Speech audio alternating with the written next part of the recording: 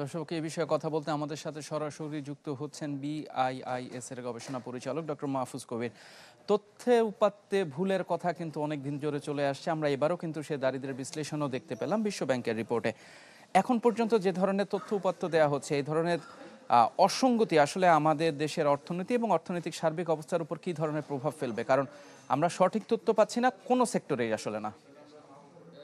হ্যাঁ, না অসংখ্য ধন্যবাদ। আসলে এটা নিয়ে আমরা খুব একটা চিন্তার মধ্যে আছি। তার কারণ যখন তথ্যপত্র ঠিক না থাকে তখন কিন্তু আসলে পরিকল্পনা গ্রহণ করাটাও খুব কঠিন হয়ে দাঁড়ায়। সঠিক পরিকল্পনা কিন্তু সরকার করতে পারে বা একই সঙ্গে যারা ব্যবসায়ী যে যারা এফডিআই নিয়ে আসছেন বাংলাদেশে, তো তারাও কিন্তু ভুল একটা পরিকল্পনা করেন। যার ফলে তারা কিন্তু আসলে ক্ষতির সম্মুখীন হতে পারেন।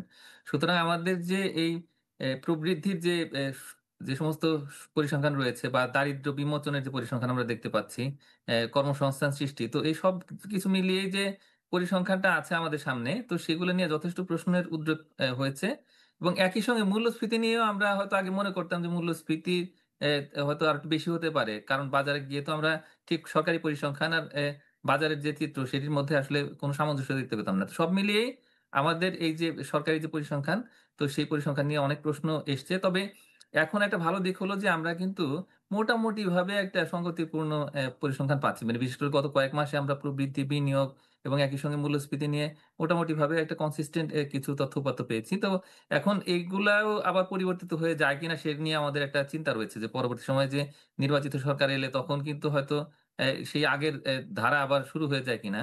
তো সেটা যাতে না হয় সেই বিষয়ে আসলে একটু পলিটিক্যাল কমিটমেন্ট দরকার। ম্যাক্স দেশের সবচেয়ে শক্তিশালী 52.5 এন গ্রেডের পিসিসি সিমেন্ট।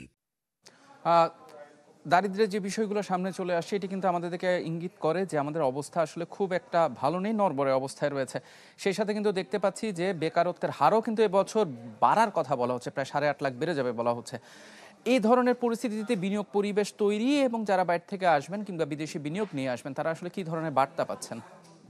হ্যাঁ, আমি মনে করি যে যেহেতু এই একটা উচ্চ বেকারত্ব রয়েছে এই মুহূর্তে, মানে গত ২ বছর তো আমরা দেখতে পাচ্ছি যে মানে বিশ্বব্যাংকের প্রতিবেদন অনুযায়ী প্রায় ২০ লক্ষ এরকম কর্মহানি হয়েছে এবং এই বছর আরো হয়তো ৮ লাখের মতো কর্মহানি হতে পারে। তবে আমার মনে হয় যে যেহেতু বিনিয়োগ কম, প্রবৃদ্ধি কম এবং একই সঙ্গে মূল্যস্ফীতি বেশি এবং মানুষ কিন্তু আসলে ঠিক বাজারের সঙ্গে তার আয় সেটাতে আসলে হিসাব মেলাতে পারছেন না। তো এই কারণে দেখা যাবে কি যে হয়তো যারা বিনিয়োগ নিয়ে আসবেন তারা দেখবেন যে আসলে তাদের জন্য যথেষ্ট পরিমাণে আসলে লজিস্টিক্স নেই বা একই সঙ্গে যেখানে জ্বালানি সরবরাহ, বিদ্যুৎ সেগুলো হয়তো নেই এবং এর পাশাপাশি ডলারের হয়তো মজুদ আছে আমাদের হাতে। কিন্তু ওই ব্যাংকগুলো কিন্তু অসহযোগিতা করছে। এতে তারা কিন্তু এই ঠিকমতো যে এলসি খোলার ক্ষেত্রে ব্যাক টু ব্যাক এলসি ওইখানে সমস্যা তৈরি করছে বলে ব্যবসায়ীরা অভিযোগ করছেন। অন্যদিকে আসলে মনিটারি পলিসি কিন্তু খুবই স্ট্রিক্ট এখনো পর্যন্ত, যেখানে সুদের হার অনেক বেশি। তো এই সব মিলিয়ে দেখা যাচ্ছে কি যে বিনিয়োগকারীরা কোনো ভালো সুখবর পাচ্ছেন না। তো আমার মনে হয় কি যে বিশ্বব্যাংকের যে প্রতিবেদন যে বিষয়গুলো উঠে এসছে এবং সামনের দিনগুলোতে বেকারত্ব হয়তো আরো বেড়ে যেতে পারে। এইটা আসলেই বাস্তবতার প্রতিফলন।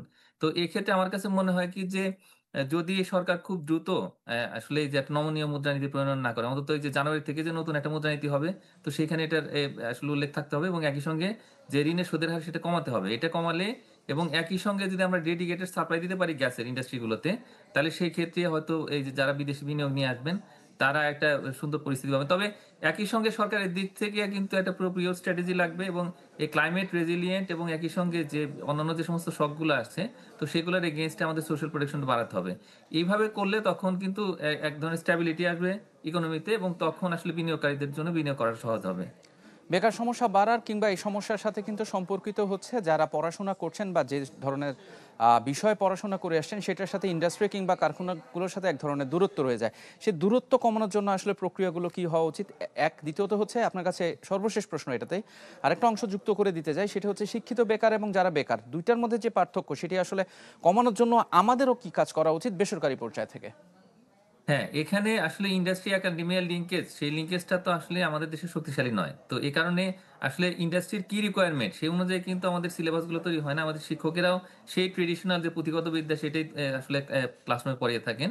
আমাদের ল্যাবগুলো এরকম কিন্তু খুব মডার্ন হয়নি। তো এইটা একটা বড় সমস্যা। আরেকটা সমস্যা হলো যে প্রাইভেট সেক্টরে যে ট্রেনিং ইনস্টিটিউশন গুলো রয়েছেন বা পাবলিক সেক্টরে যেগুলো এই সমস্ত ভোকেশনাল ট্রেনিং দেয়, তারাও কিন্তু পুরোনো মেশিন দিয়ে দেয় এবং এই যে এখন তো আর্টিফিশিয়াল ইন্টেলিজেন্স, রোবোটিক্স এর ফোর্থ ইন্ডাস্ট্রিয়াল রিভলিউশন চলছে। তো এই অবস্থায় পুরোনো মেশিন দিয়ে 60-50 এর দশকের যে মেশিন, সেগুলো দিয়ে যদি প্রশিক্ষণ দেওয়া হয়, তাহলে তো আসলে কোনো কাজ পাবে না মানুষ। তো এই বিষয়গুলো আসলে সমাধান প্রয়োজন এবং একই সঙ্গে এই যে যারা উচ্চ শিক্ষিত বেকার, তো তারা কিন্তু এই গ্লোবাল মার্কেট প্লেসে তারা কিন্তু দেখতে পারে। অনেকেই কিন্তু আজকাল আসলে ফ্রিল্যান্সার হচ্ছেন এবং তারা লক্ষ, লক্ষ টাকা উপার্জন করছেন পড়াশোনার পাশাপাশি।